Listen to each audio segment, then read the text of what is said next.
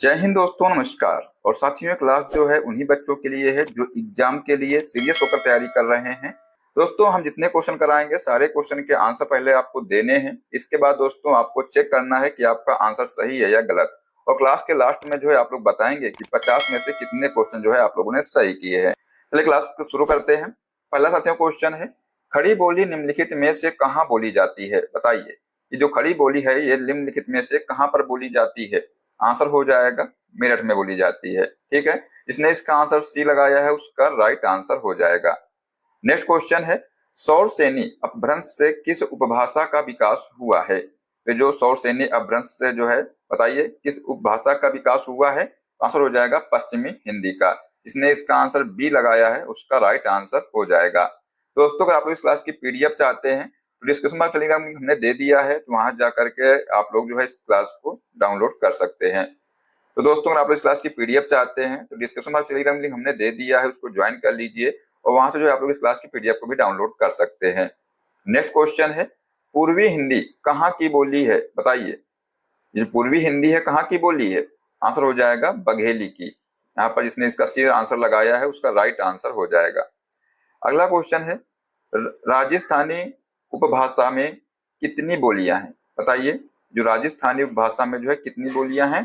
तो 4 बोलियां हैं। ठीक है, आंसर हो जाएगा यहाँ पर option number A. Next question है, देवनागरी लिपि का विकास किस लिपि में हुआ है? बताओ, जो देवनागरी लिपि है इसका विकास जो है किस लिपि में हुआ है? आंसर हो जाएगा ब्राह्मी लिपि में। जिसने इसका आंसर बी दिया है राइट आंसर होगा उसका।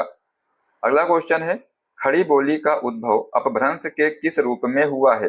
जो खड़ी बोली है इसका जो उद्भव है अपभ्रंश के किस रूप में हुआ है? आंसर हो जाएगा सौर सैनी का उत्तरी रूप। ठीक है।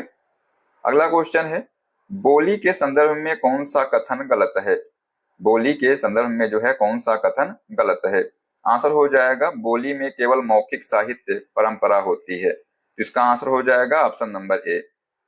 अगला क्वेश्चन है, खड़ी बोली का सर्वाधिक उपयुक्त प्राचीन नाम है? जो खड़ी बोली है इसका सर्वाधिक उपयुक्त प्राचीन नाम क्या है? आंसर हो जाएगा रेख्ता है। ठीक है, क्या है? रेख्ता।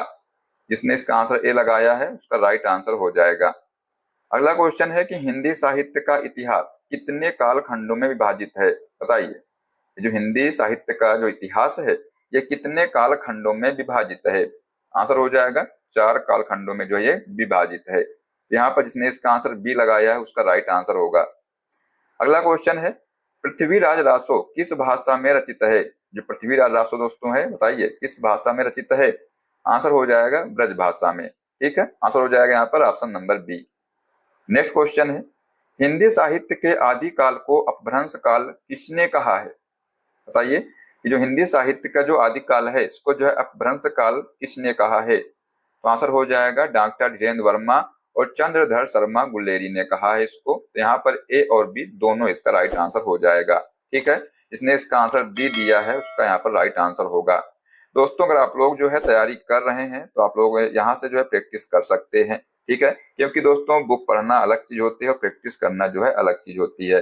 प्रैक्टिस जो है आपके लिए बहुत ही महत्वपूर्ण होती है, जिससे कि आपको सारे क्वेश्चन जो है क्लियर हो जाते हैं। ठीक है, चलिए अगला क्वेश्चन है, आदिकाल में खड़ी बोली में रचना किसने पहले की? तो ये जो है अमीर खुसरो ने जो है पहले रचना की थी। तो यहाँ पर इसका आंसर हो जाएगा ऑप्शन नंबर डी।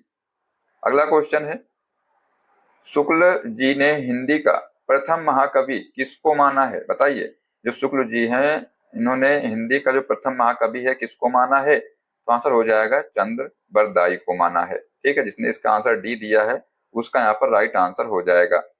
अगला क्वेश्चन है कि हिंदी की प्रथम साहित्यिक रचना है। बताइए, जो हिंदी की जो प्रथम साहित्यिक रचना कौन सी है? तो आंसर हो जाएगा चंद्र बरदाई कृत पृथ्वीराज रासो। नेक्स्ट क्वेश्चन है, हिंदी का प्रथम महाकाव्य है? जो हिंदी का प्रथम महाकाव्य कौन सा है?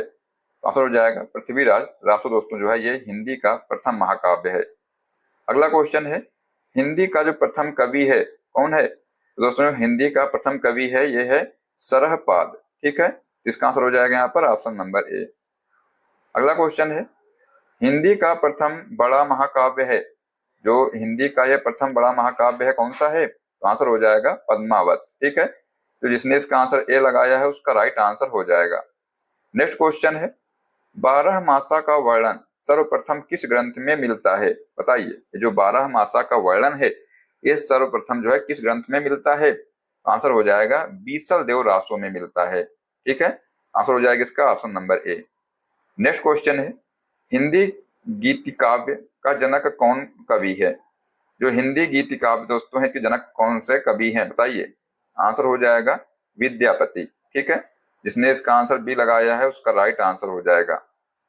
अगला क्वेश्चन है, भारत में सर्वाधिक बोली जाने वाली भाषा कौन सी है? तो भारत में जो है जो भाषा है जो सबसे ज्यादा बोली जाती है कौन सी है? हिंदी है। ठीक है, इसका आंसर हो जाएगा ऑप्शन नंबर ए। अगला क्वेश्चन है, हिंदी भाषा का जन्म हुआ था, बताइए जो हिंदी भाषा है इसका जन्म कब हुआ था? तो ये जो है अपभ्रंश से हुआ था, तो यहाँ पर इसका आंसर हो जाएगा option number A. Next question है, भारतवर्ष में हिंदी को आप किस वर्ग में रखेंगे? भारतवर्ष में हिंदी को आप किस वर्ग में रखेंगे? आंसर हो जाएगा राजभाषा वर्ग में। ठीक है, जिसने इसका आंसर ए लगाया है उसका राइट आंसर होगा। नेक्स्ट क्वेश्चन है, निम्नलिखित में से कौन सी भाषा संस्कृत भाषा की अपभ्रंश है? बताइए, निम्नलिखित में से कौन सी भाषा जो है संस्कृत भाषा की अपभ्रंश है? तो यहाँ पर इसका आंसर हो जाएगा पाली भाषा। ठीक है, नेक्स्ट क्वेश्चन है, अधिकतर भारतीय भाषाओं का जो विकास है किस लिपि में हुआ है? बताओ क्या होगा इसका आंसर? जो अधिकतर जो भारतीय भाषाएं हैं इनका जो विकास है किस लिपि में हुआ है? आंसर हो जाएगा ब्राह्मी लिपि में। ठीक है, जिसने इसका आंसर डी लगाया है राइट आंसर होगा उसका।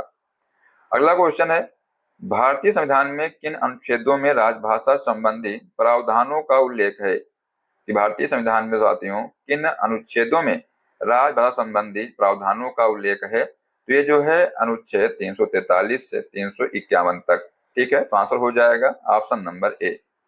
नेक्स्ट क्वेश्चन है, हिंदी भाषा के विकास का सही अनुक्रम कौन सा है? बताइए, जो हिंदी भाषा के विकास का जो सही अनुक्रम है ये कौन सा है? आंसर हो जाएगा पाली, प्राकृत, अपभ्रंश और हिंदी, ये जो है इसका सही क्रम है। तो यहाँ पर इसका आंसर हो जाएगा option number A. Next question है, संविधान के अनुच्छेद 351 में किस विषय का वर्णन है? जो संविधान के अनुच्छेद 351 में जो है किस विषय का वर्णन है? तो आंसर हो जाएगा हिंदी के विकास के लिए निर्देश। ठीक है, तो आंसर हो जाएगा यहाँ पर ऑप्शन नंबर डी। अगला क्वेश्चन है, ब्रज भाषा है, बताइए जो ब्रज भाषा है दोस्तों क्या है? ये पश्चिमी हिंदी की भाषा है। ठीक है, तो यहाँ पर इसकी आंसर हो जाएगा ऑप्शन नंबर बी। अगला क्वेश्चन है, मगही किस उपभाषा की बोली है? जो मगही है ये किस उपभाषा की बोली है? ये जो है बिहारी। ठीक है, आंसर हो जाएगा यहाँ पर ऑप्शन नंबर डी। अगला क्वेश्चन है, भाषा के आधार पर भारतीय राज्यों की पुनः संरचना की गई थी। तो साथियों जो भाषा के आधार पर जो है भारतीय राज्यों की जो पुनः संरचना है ये जो है 1956 ईस्वी में की गई थी। तो यहाँ पर इसका आंसर हो जाएगा ऑप्शन नंबर डी। अगला क्वेश्चन है, किस तिथि को हिंदी को राजभाषा बनाने का निर्णय लिया गया है? किस तिथि को जो है हिंदी को राजभाषा बनाने का निर्णय लिया गया है? तो ये जो है 14 सितंबर 1949 को लिया गया है। ये दोस्तों क्वेश्चन कई बार एग्जाम में पूछा गया है, आप उसको नोट कर लीजिए। जिसने इसका आंसर सी लगाया है उसका यहाँ पर राइट आंसर हो जाएगा। अगला क्वेश्चन है, 8वां विश्व हिंदी सम्मेलन दोस्तों 2007 ईस्वी का जो आयोजन है ये कहाँ पर हुआ है? आंसर हो जाएगा न्यूयॉर्क में। ठीक है, आंसर हो जाएगा इसका ऑप्शन नंबर डी। अगला क्वेश्चन है, मौखिक भाषा की आधारभूत इकाई क्या है? बताइए जो मौखिक भाषा है इसकी जो आधारभूत इकाई है क्या है? ये जो है शब्द है। ठीक है, तो आंसर हो जाएगा यहाँ पर ऑप्शन नंबर डी। अगला क्वेश्चन है, लिखित भाषा की आधारभूत इकाई क्या है? जो लिखित भाषा है इसकी जो आधारभूत इकाई है क्या है? ये दोस्तों वर्ण है। ठीक है, तो यहाँ पर इसका आंसर हो जाएगा ऑप्शन नंबर ए। अगला क्वेश्चन है, मानक हिंदी से क्या तात्पर्य है? जो मानक हिंदी है इससे क्या तात्पर्य है? तो आंसर हो जाएगा साहित्यिक पुस्तकों की भाषा। ठीक है, ये जो है इससे तात्पर्य है, तो यहाँ पर इसका आंसर हो जाएगा option number A. Next question है, फा बा ये किस प्रकार के वर्ण है? बताइए जो फा और बा हैं ये किस प्रकार के वर्ण है? तो दोस्तों ये जो है दांतोष्ट वर्ण है। ठीक है, क्योंकि जब हम आवाज निकालते हैं फा और बा जब बोलते हैं तो उसमें दांत और ओष्ठ दोनों जो है इसमें हिलते हैं। ठीक है, इसका आंसर हो जाएगा यहाँ पर ऑप्शन नंबर ए। अगला क्वेश्चन है, किस पुस्तक में हिंदी का सर्वप्रथम उल्लेख हुआ था? बताइए किस पुस्तक में जो है हिंदी का सबसे पहले उल्लेख हुआ था? तो ये जो है अवेस्ता में हुआ था। तो इसका आंसर हो जाएगा यहाँ पर ऑप्शन नंबर डी। अगला क्वेश्चन है, अपभ्रंश का दूसरा नाम बताइए। जो अपभ्रंश दोस्तों है, इसका दूसरा नाम क्या है? तो आंसर हो जाएगा अवहट्ट है। ठीक है, जिसने इसका आंसर ए लगाया है उसका राइट आंसर हो जाएगा। अगला क्वेश्चन है, प्रथम विश्व हिंदी सम्मेलन दोस्तों ये नागपुर भारत में कब आयोजित किया गया था? यहाँ पर दोस्तों डेट पूछी गई है, कब किया गया था इसका आयोजन? तो 10 से 14 जनवरी 1975 में। ठीक है, यहाँ पर इसका आंसर हो जाएगा option number C. Next question है, अपभ्रंश को पुरानी हिंदी किसने कहा है? बताइए क्या होगा इसका आंसर। जो अपभ्रंश है इसको पुरानी हिंदी किसने कहा है? तो चंद्रधर शर्मा गुलेरी ने जो है इसको पुरानी हिंदी कहा है। तो आंसर हो जाएगा यहाँ पर ऑप्शन नंबर डी। अगला क्वेश्चन है, भाषा की सबसे बड़ी इकाई क्या है? जो भाषा है इसकी सबसे बड़ी इकाई क्या है? तो आंसर हो जाएगा वाक्य। दोस्तों जो वाक्य है ये भाषा की सबसे बड़ी इकाई है। अगला क्वेश्चन है, खड़ी बोली का दूसरा नाम क्या है? जो खड़ी बोली है इसका दूसरा नाम क्या है? इसका दूसरा नाम है कौरवी। ठीक है, तो आंसर हो जाएगा यहाँ पर option number B. Next question है, छ छतरी त्र त्रिशूल और ज्ञा से ज्ञानी जो वर्ण है बताइए। एक ऐसे वर्ण है दोस्तों जो है संयुक्त वर्ण है। ठीक है, इनको जो है संयुक्त वर्ण कहा जाता है, तो आप लोग ध्यान रखिएगा। तो यहाँ पर इसका आंसर हो जाएगा ऑप्शन नंबर ए। अगला क्वेश्चन है कि निम्नलिखित में अयोगवाह किसे कहा जाता है? जो अयोगवाह है किसे कहा जाता है?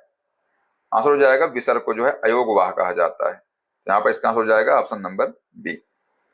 अगला क्वेश्चन है कि ध्वनि किसकी लघुत्तम इकाई है? जो ध्वनि है ये किसकी लघुत्तम इकाई है? आंसर हो जाएगा दोस्तों भाषा के साथियों जो है ये लघुत्तम इकाई है। ठीक है, किसकी है? तो भाषा की। जिसने इसका आंसर बी लगाया है उसका यहाँ पर सही आंसर होगा।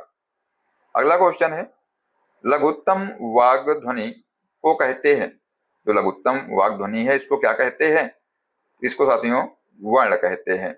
यहाँ पर इसका आंसर हो जाएगा option number C. Next question है, वर्णमाला में मात्रा का अर्थ है। जो वर्णमाला है इसमें जो है मात्रा का क्या अर्थ है? आंसर होगा वर्ण के उच्चारण में लगने वाला जो समय है इसे दोस्तों मात्रा कहते हैं। यहाँ पर इसका आंसर हो जाएगा ऑप्शन नंबर बी। अगला क्वेश्चन है, बिना अवरोध के उच्चारित होने वाले जो वर्ण है ये क्या कहलाते हैं? दोस्तों जो वर्ण है ये स्वर कहलाते हैं। क्या कहलाते हैं? आंसर हो जाएगा स्वर कहलाते हैं। तो यहाँ पर इसका आंसर हो जाएगा option number C. Next question है, व्यंजन की जो परिभाषा है बताइए। जो व्यंजन इसकी परिभाषा क्या है? तो आंसर हो जाएगा स्वर की सहायता से जो बोले जाने वाले वर्ण है उसी को जो है व्यंजन कहते हैं। मतलब कि स्वर की जो सहायता से बोले जाने वाले जो वर्ण है इनको व्यंजन कहते हैं। तो यहाँ पर साथियों इसका आंसर हो जाएगा ऑप्शन नंबर बी। ठीक है, नेक्स्ट क्वेश्चन है, भाषा का प्राचीन रूप किस ग्रंथ में मिलता है? जो भाषा है इसका प्राचीन रूप जो है किस ग्रंथ में मिलता है? तो आंसर हो जाएगा ऋग्वेद में जो है इसका जो है प्राचीन रूप मिलता है। ठीक है, जिसने इसका आंसर सी लगाया है उसका राइट आंसर हो जाएगा। तो दोस्तों यहाँ पर जो है हमने आपको 50 क्वेश्चन कराए हैं। तो बताइए आप लोग कमेंट बॉक्स में कि आप लोगों ने 50 में से कितने क्वेश्चन सही किए हैं।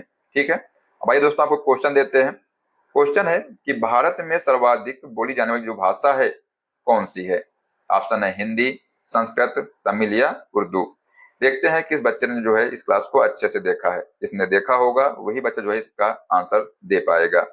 दोस्तों आशा करते हैं कि आपको क्लास पसंद आई होगी, और अगर आपको क्लास पसंद आए तो इसको लाइक कर दीजिएगा और अपने दोस्तों को शेयर कर दीजिएगा।